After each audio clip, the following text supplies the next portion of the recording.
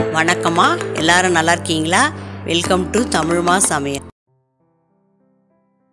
இன்றைக்கி நாம் பப்பாளி பழம் ஜூஸ் போட போகிறோம். எப்படி போடுறதுன்னு பார்க்கலாம். ஒரு பெரிய பப்பாளி பழத்தை பாதி கட் பண்ணி வச்சுருக்கேன், துண்டு துண்டாக. ஒரு கொஞ்சம் 3/4 டம்ளர் பால் வச்சுருக்கேன். இப்போ எப்படி போடுறதுன்னு பார்க்கலாம். இப்போ இதை பழத்தை ஒரு மிக்ஸி ஜாரில் போட்டுக்கலாம். தோல் எடுத்து கட் பண்ணி வச்சுருக்கேன் பழத்தை. இது நாட்டு பழம்தான், நல்லா பழமாக இருக்குது. ஒரு 1/4 டம்ளர் தண்ணி ஊற்றிக்கலாம். இது கூல் வாட்டர் ஊற்றுறேன். உங்களுக்கு வேணால் ஐஸ் க்யூப் போட்டுக்கோங்க. கொஞ்சம் அடிச்சுன்னு வந்தாச்சு. இப்போ கொஞ்சம் இந்த இருக்கிற பாலை ஊற்றி அடிச்சுன்னு வந்துடலாம்.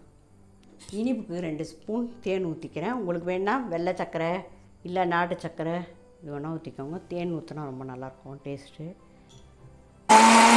நல்லா அடித்து எடுத்துன்னு வந்தாச்சு. இப்போ டம்ளரில் ஊற்றிடலாம். இந்த ஜூஸை 2 பேர் குடிக்கலாம்.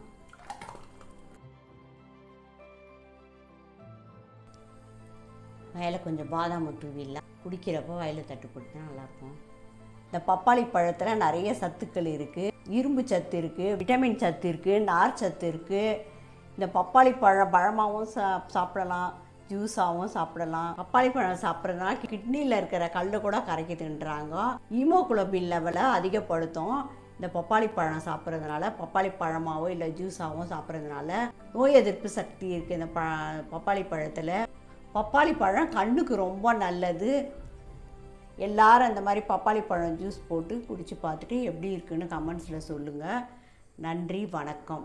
இந்த வீடியோ பிடிச்சிருந்தா நம்ம சேனலுக்கு சப்ஸ்கிரைப் பண்ணி சப்போர்ட் பண்ணுங்கம்மா. நன்றி, வணக்கம்.